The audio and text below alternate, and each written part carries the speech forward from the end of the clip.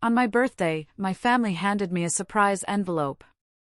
Inside were adoption papers. My sister laughed and said, "Told you, I'm the real daughter." My dad added, "Now we can finally be honest." I calmly stood up and said, "Then you might want to read this." As they read it, the room went completely silent. My 30th birthday. I thought it was going to be a fresh start, a joyous return home after years away. Instead, it became the day my family dropped not one, but two earth-shattering secrets that completely ripped apart everything I thought I knew about myself and the people I loved. The truth, it turns out, hits harder than any lie. It was a crisp Chicago spring morning, sunlight streaming through my apartment window as I brewed coffee. My eyes kept drifting to a date circled on my calendar, my 30th birthday. After 3 long years, I was finally going home. Chicago had been my refuge, my safe haven to rebuild. I'd built a whole new life here, far from my tiny Pennsylvania hometown. My career at the accounting firm was soaring. I just snagged a promotion to senior accountant last month. My colleagues respected me. Life in Chicago? It was fulfilling. I felt independent. But returning home? That always came with an invisible weight settling heavy on my chest. "Amanda, there's a special surprise this year, so make sure you come home for your birthday." My mom, Patricia, had said those words last week, and they kept replaying in my head. Her voice had this unusual excitement. Usually, her calls were just matter-of-fact family updates. But this time felt different. I sighed deeply, staring into the steam rising from my coffee. Memories of home, good and bad, floated to the surface. My dad, Walter, owned the town's old pharmacy. Everyone trusted him, saying, "You can go to Mr. Griffin for advice about anything." But at home, he was always so strict with me, sometimes even cold. My mom, Patricia, a former high school teacher, now spent her time volunteering. She was gentle and kind, but always so obedient around Dad, never opposing his decisions. And then there was my sister, Brittany. She worked at a local real estate company. Ever since we were kids, she'd been Dad's favorite. Expensive birthday gifts, designer everything. Even now, she just radiated this sense of superiority over me. "You're the older sister, so you need to be patient. Brittany is still little." I heard those phrases my whole childhood. With every sacrifice I was forced to make for her, I started questioning my own worth. Was I less important? I took a sip of coffee and picked up my phone. The screen showed a photo of me from last week, polished suit, confident expression. In Chicago, I was a successful career woman, an independent individual. But back home? Would I just shrink back into the patient older sister again? Especially with Brittany. Our rivalry had only gotten worse as adults, a constant competition to outdo each other with success stories at family gatherings. She'd accuse me of putting on elite airs and point out my flaws in front of our parents. Whenever it happened, I'd just make an excuse and leave early. As I folded clothes into my suitcase, I wondered about this special surprise. Would my parents finally acknowledge my achievements, express pride? Or was it just Mom's exaggeration, with nothing more than an ordinary birthday cake waiting? Either way, I'd decided. I'd approach this visit differently. No more getting hurt. No more expectations. Just a firm awareness that I controlled my life. I locked my apartment door, took a deep breath, and headed to the airport. Maybe, just maybe, this year would be special. Stepping out of the taxi in my small Pennsylvania hometown, a wave of nostalgia washed over me, immediately mixed with anxiety. Through the window, familiar sights rolled by, the old street lamps on Main Street, the town hall clock tower, the brick building of my dad's pharmacy. It was like the town was frozen in time. As the taxi pulled up to the house, my mom, Patricia, was standing right there. Her hair was a little whiter, but she spread her arms wide, a genuine smile on her face. "Amanda, you've finally come home." I melted into her embrace, catching the familiar scent of cinnamon and vanilla, her favorite perfume. "Where's Dad?" I asked. Mom's expression clouded slightly. "At the pharmacy. It's Wednesday, so he won't be back until evening." I didn't say anything. I hadn't really expected him to leave work early for me anyway. The living room was exactly as I remembered it, same furniture, same family photos on the wall. But then I looked closer.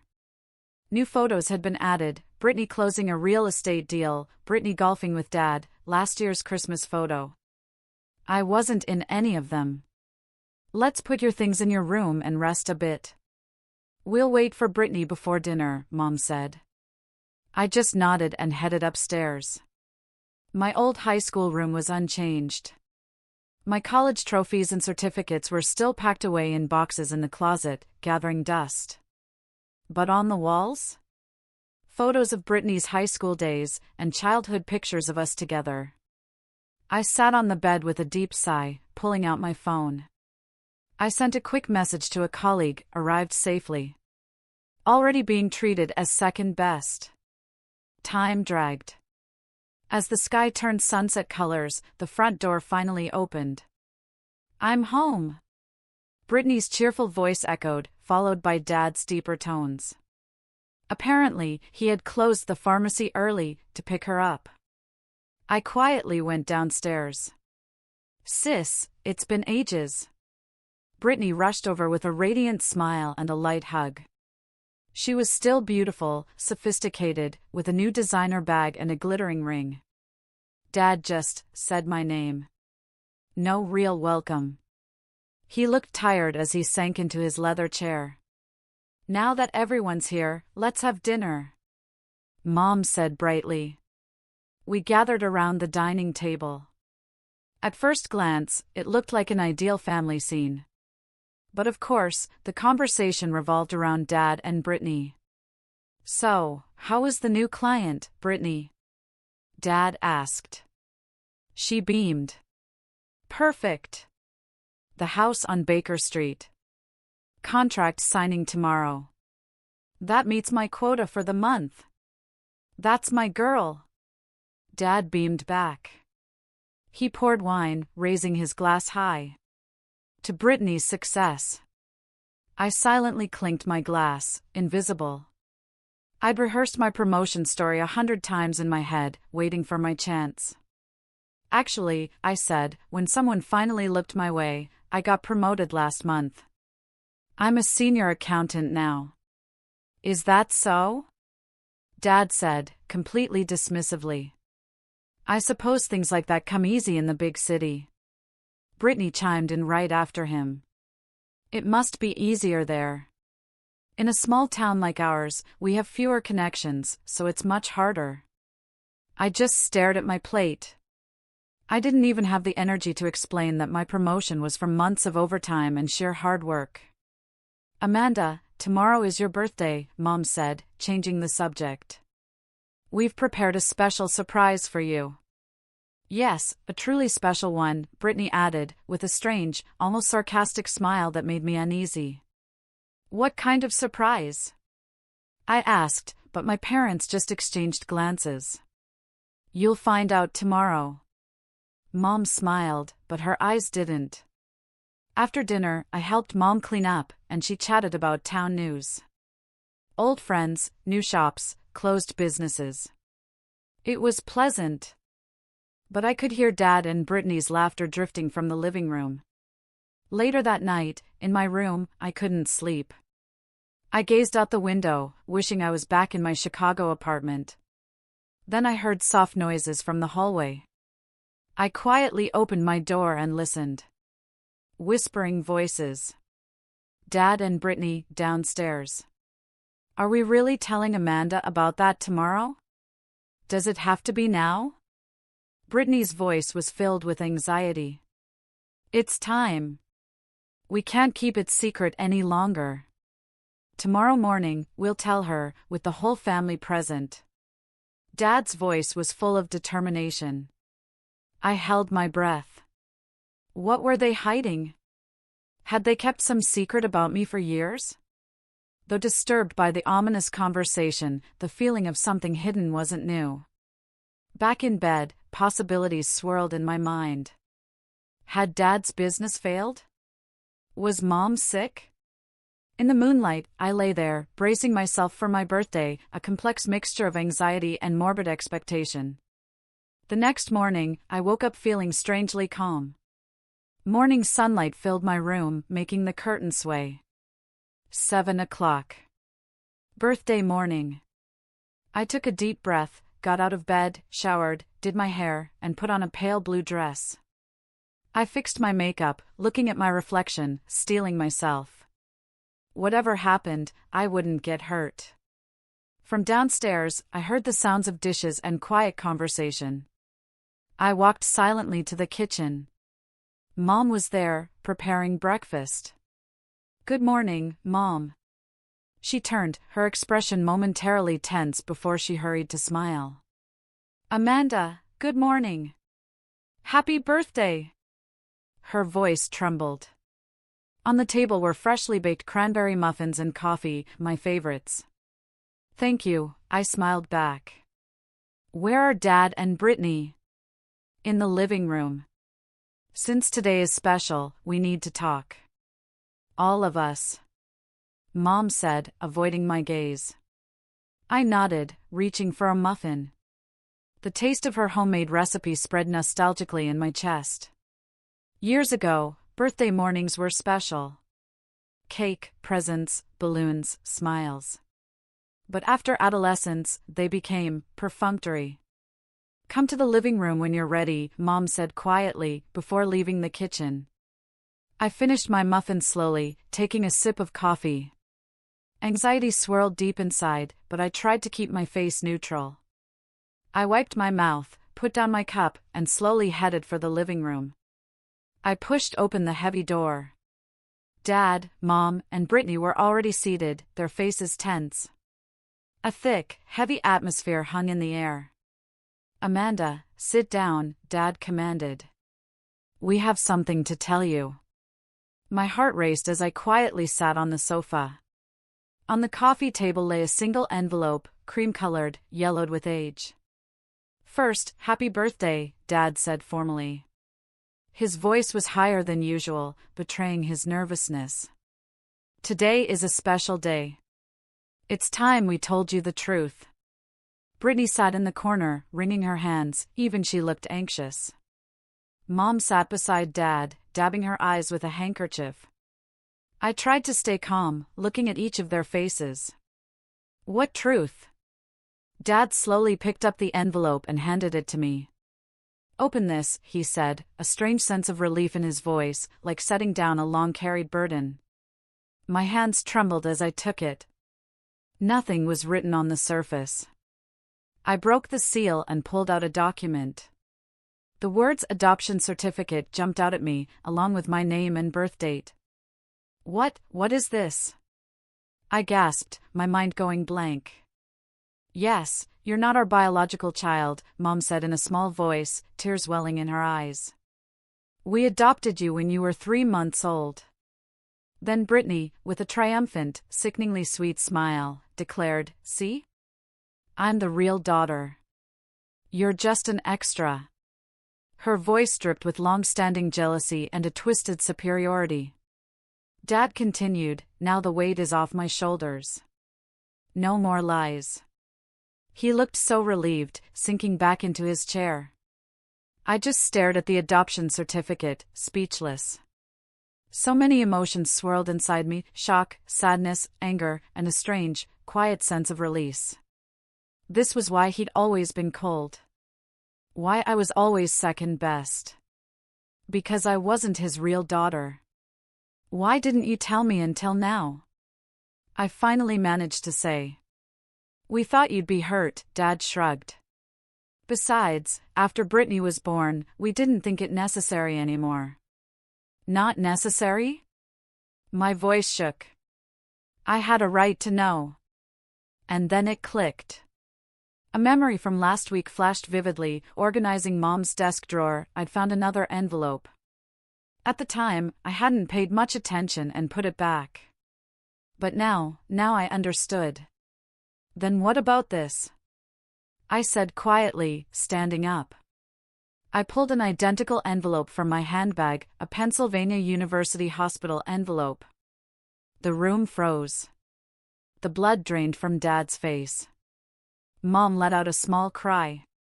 Brittany just looked at them, completely confused. Where did you? Dad's voice trembled.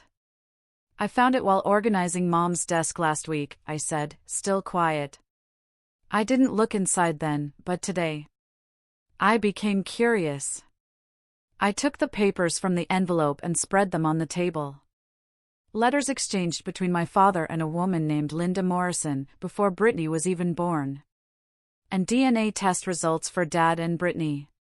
The results were crystal clear. Brittany had Dad's blood, but she wasn't Mom's child. Dad, this woman is named Linda Morrison. Someone you met while traveling for the pharmacy. And according to these DNA test results, Brittany is your child with this woman. Not Mom's. My voice stayed unnervingly calm. How? Why did you? Dad stammered, his face pale, hands shaking. You didn't know, Mom? I turned to Patricia. She stared at Dad with a pained expression, her eyes reflecting over 30 years of suffering and resignation. No! It's a lie! Brittany shrieked, her voice shrill. This must be fake. I calmly continued, the test results bear Dr. Morrison's signature. He's the doctor you trust most, Dad. It can't be fake. A heavy silence fell over the living room. The morning light illuminated both envelopes on the table. 2 secrets. 2 lives. I looked into my mother's eyes. Indescribable pain. But also, a strange, profound sense of release. Mom, I called out softly. Patricia slowly stood, approaching me. She touched my face with trembling hands. Amanda, you are my daughter. Even without blood ties, you're my precious daughter. At those words, tears finally spilled from my eyes. A truth hidden for 32 years. And now, the moment everything was revealed. A heavy silence hung in the living room.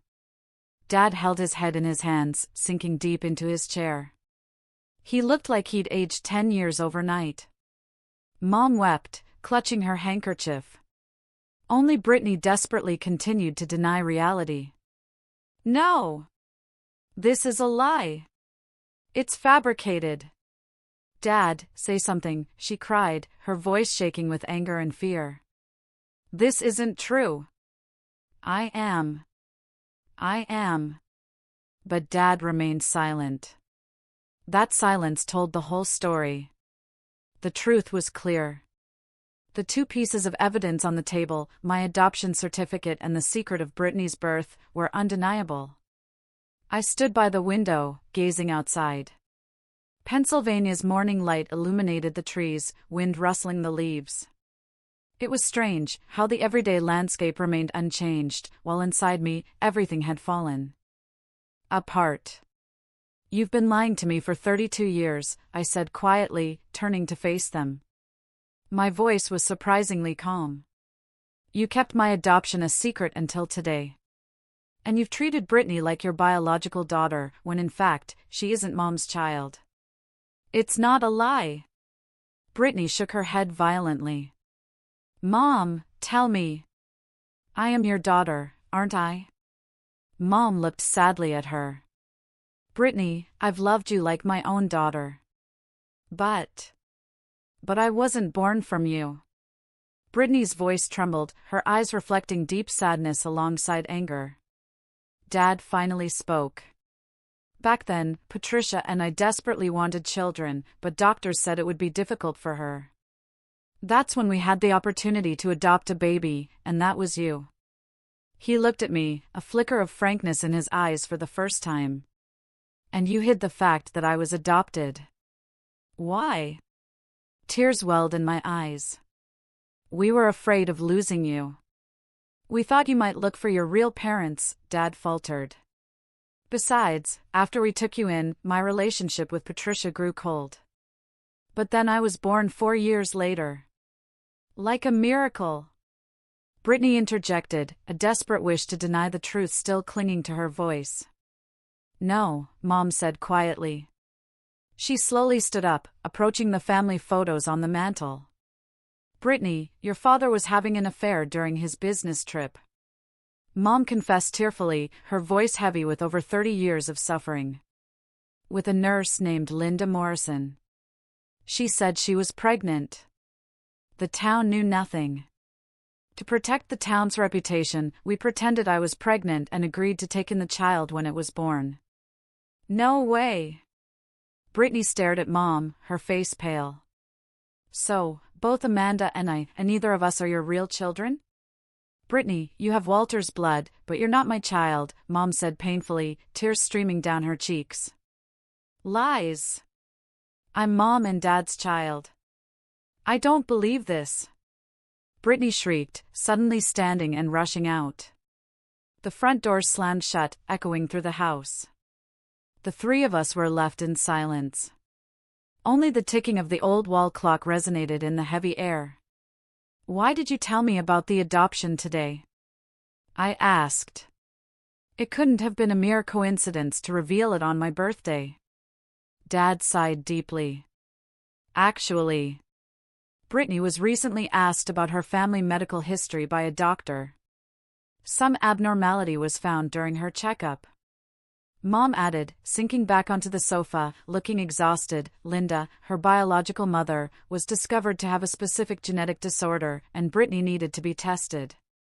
That meant we'd need to look at family medical records, and there was a risk the truth would come out, Dad continued.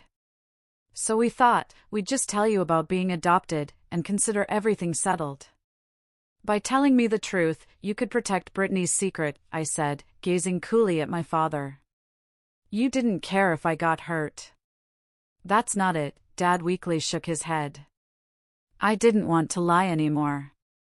You have the right to know the truth. But that should have protected Brittany's secret. How did you know about it? Mom asked, her eyes wide with question and surprise. I found it by chance when organizing your desk, I answered.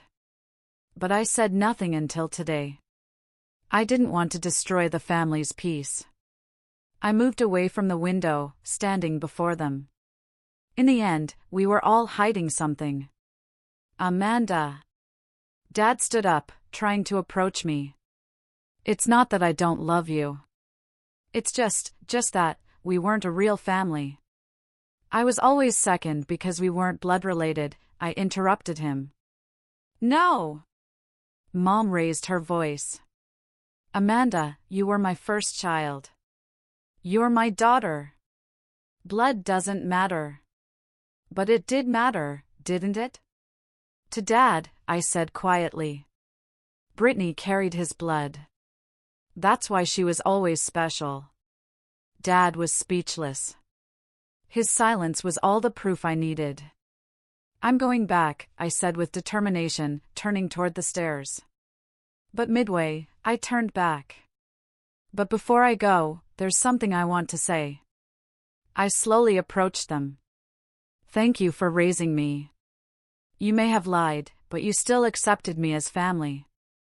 I'll live my own life in Chicago, but... I searched for words. Find Brittany. She must be confused too. Mom nodded, tearfully. Amanda, you truly are a wonderful daughter. So much stronger and wiser than us. Tell that to Brittany too. I smiled gently. She must be suffering now, knowing the truth. I climbed the stairs, headed to my room. I needed to pack. My heart was filled with complex emotions, but also a strange sense of release. Years of questions, years of anxiety, finally resolved. I no longer needed to blame myself for not being a biological daughter. I took a deep breath. This was a new beginning. The first step in a new life, built on truth. 6 months later, early summer sunlight streamed into my Chicago apartment. I sat by the window, staring at my laptop screen, feeling a newfound peace. In my inbox was an unread email, simply labeled, "From Brittany Griffin." My fingers trembled momentarily, but I took a deep breath and opened it. "Amanda, since that day, my life has completely fallen apart. I no longer know who I am. But I'm beginning to understand, through counseling. For years, I envied and hurt you. Maybe it was because I vaguely sensed who I really was. I'm not asking for forgiveness, but I want to meet and talk." The email ended, saying she planned to visit Chicago that weekend. I read it again, a mix of apprehension and hope. My own process of accepting being adopted had been filled with so many identity conflicts. Since that day, my relationship with my family had completely changed. Brittany had moved out, cutting ties with our parents. I occasionally spoke with Mom, but with Dad? I still couldn't find the courage. I wrote back, "Brittany, thank you for your email. Of course, we can meet. I have things I want to talk about too." 2 weeks later, at a cafe overlooking Lake Michigan, Brittany and I sat across from each other. Calmly. For the first time in 5 years. She'd lost weight, and there were dark circles under her eyes. Without her usual glamour, she looked fragile. "I went to meet my biological mother," Brittany said quietly, clutching her tea. "Linda was a complicated person, but as soon as she saw me, she burst into tears and apologized. She was a victim too. She believed she was loved by Dad, but in the end, she was abandoned." "And you?" I asked. I've stopped blaming people. Especially you. You did nothing wrong. If anything, you were much stronger than me." Tears welled in her eyes. "For years, I was jealous, thinking you were loved by our parents. But in reality, neither of us knew the truth," I said quietly. "I've started looking for my roots too. I haven't found my biological parents yet, but I hope you find yours." Brittany smiled slightly. After that, we just talked. Slowly, gradually, about our lives. Brittany had quit her real estate job and started studying to become a counselor. I was moving forward with plans to establish my own accounting consulting firm. "How's Mom?" I asked. "She's recovering, little by little. She seems to have reconciled with Dad. They've both acknowledged their mistakes and are exploring a new relationship." On Christmas Day, all 4 of us gathered around one table for the first time in a long while. My parents and Brittany came to my Chicago apartment. It wasn't a perfect relationship, not yet. But a new bond, based on honesty and understanding, had begun to grow. Dad said in his toast, "Blood ties don't make a family. Love and honesty make a family." We failed at both, but now we've been given another chance to start over. Brittany and I met eyes and quietly smiled at each other. We had no blood connection, but through our shared pain and healing, we were finally becoming sisters in the truest sense.